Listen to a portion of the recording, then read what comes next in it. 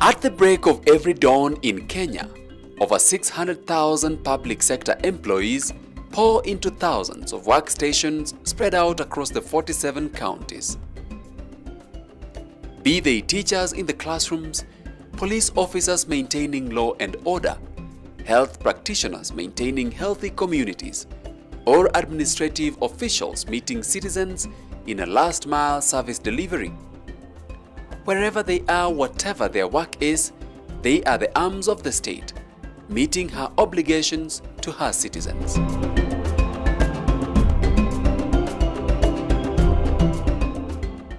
The need of the public sector for which these men and women work is to have a functional economy, to provide the private sector with an enabling environment to efficiently operate.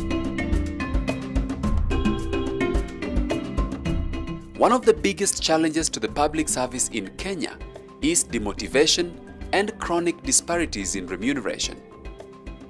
Harmonization of salaries is therefore a priority in the making of a strategic public service. That is what the Salaries and Remuneration Commission seeks to achieve with the ongoing job evaluation exercise. You're talking of a culture that recognized individualism, where salaries were set and determined because of how close you are to the authority. And what did this do other than bring a lot of disparities, a lot of iniquities, and literally demotivating the entire public sector workforce? So we are putting in a professionally done, acceptable process whereby we look at all the parameters of the job and look at the intrinsic job values and peg pay to it. As we do the job evaluation, we also undertake salary survey.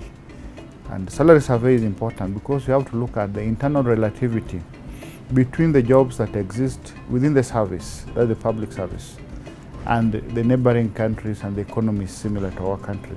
Based on the past settings, the state officer salaries for Kenya was almost the highest in the world, as it were. We conduct analysis, we do a lot of research, we have conducted a lot of benchmark so that we are within the global setup. I understand that the aim of this exercise is really to harmonize and to streamline pay and benefits in the public sector with a view to ensuring that public money is managed in an effective, efficient, and prudent manner.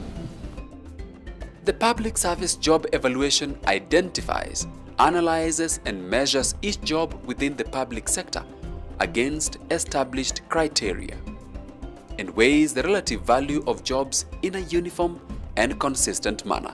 It gives an opportunity for the job holders and the employer and an independent person to analyze the jobs and understand them. So first it's understanding the jobs, then putting a value to those jobs, and through that coming up with a structure of jobs in the public service or any other entity that you'd be looking at from a job evaluation perspective. So it's a scientific way of looking at jobs in a fairly objective manner, because that's what is required, being objective. You don't want to pay jobs that are probably not valued at a very high level, at a very high cost, because again, you'll be overpaying somebody, in which case there is no business case for doing that. But with a proper job evaluation, then you know exactly where somebody falls, you know the exact level at which they should be remunerated. So the job evaluation gives you an index of the productivity, it gives you an index of the productivity expectation. Once those two indexes are established, you need an HR process to now manage the actual performance. It's my pleasure to welcome you today to the launch of the Public Sector Remuneration and Benefits Policy and Job Evaluation Exercise for Public Service. The Salaries and Remuneration Commission started the job evaluation exercise in June 2015 for the civil service, county governments, commercial and strategic state corporations, constitutional commissions, independent offices and teaching service, and service and regulatory state corporations. Health having been devolved Then, as of necessity, KEMS had to look into its business model, change the way it operates, come up with a business model that is aligned to the needs and the wants of the devolved healthcare system.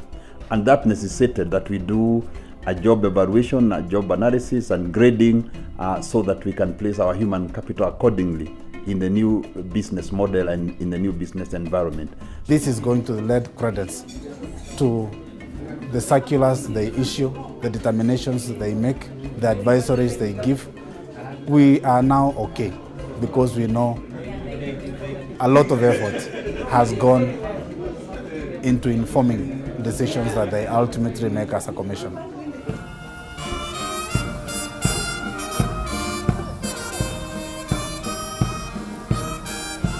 For the disciplined forces, job evaluation means a broad understanding of all the ranks and positions, being a basis for remuneration for all officers going forward.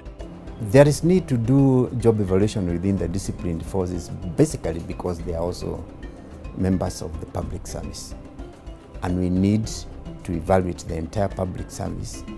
All the disciplined services have their own individual and distinct role that is very, very different from the other.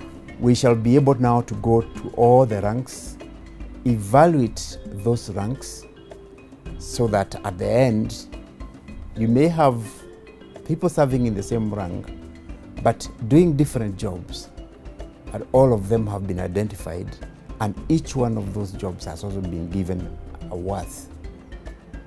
Okay? So eventually, we shall be able not only to identify the full role of the organization, but internally, the rank structure, and all the jobs involved in each rank.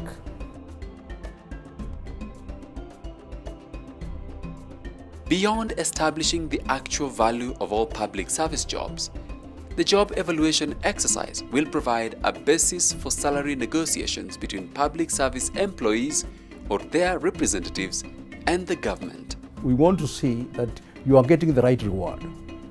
And it becomes simpler for the trade union leaders to be able to say, this is our contribution, this is our expectation as workers in this sector. So it's going to be a competition for all of us to work harder and get rewarded for the way we make our contribution in the workplace. Having been evaluated first, the state officers' remuneration structure demonstrate the order and accountability the job evaluation brings to the public service. We had to undertake job evaluation for all state officers, and parliamentarians are state officers. There are state officers in the executive, there are state officers in parliament, which are the members of parliament, as well as the speaker, and at that level we have them as state officers. Job evaluation for state officers created a remuneration structure for state officers, which is gazetted. Today, if a state officer is appointed, maybe you could be a CS, a PS, a member of parliament. People might complain, but you have a structure, salary structure, and a grading structure for them. To me, that's very important because it created sanity in the way things are managed in this country. For state officers, it's very, very clear, including the magistrates, in the judiciary. To me, that is one of the greatest achievement of this commission, because when principles and policies are set in place, then it is very easy for everyone to work. The job evaluation exercise, with all its successes, has also experienced some notable challenges. It's a very emotive issue. So it's the emotions around it and managing expectations that has been a challenge for us, whilst remaining focused on doing an exercise that is sustainable. Most Kenyans thinking that our job is to increase. Others think that what we want to do is to reduce our pay and to reduce numbers in the public service, which has not really been the motive at all.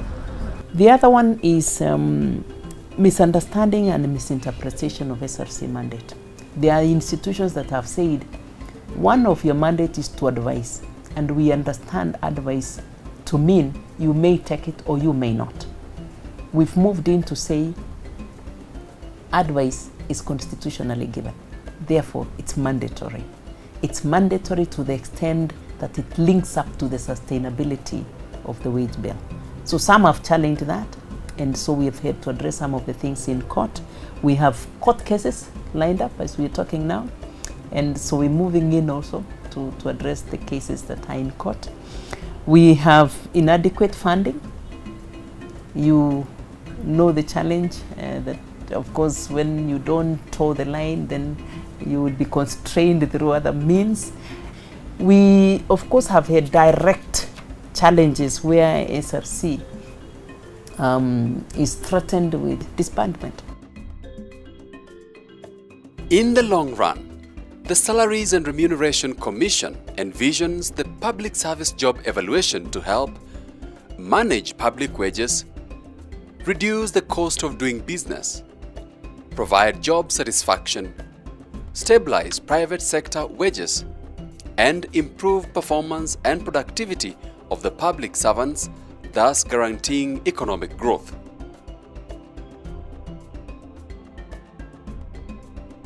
The vision is to come to a point where public sector employees are satisfied that they are fairly, equitably, and transparently compensated for their labor, while enabling the public service to attract and retain skilled personnel. In fulfillment of the Constitution, my government is once again committed to ensure that every public servant is fairly remunerated, as this is a key requirement of good governance and better service delivery. The taxpayers are the ones who are responsible for paying the workers in the public sector.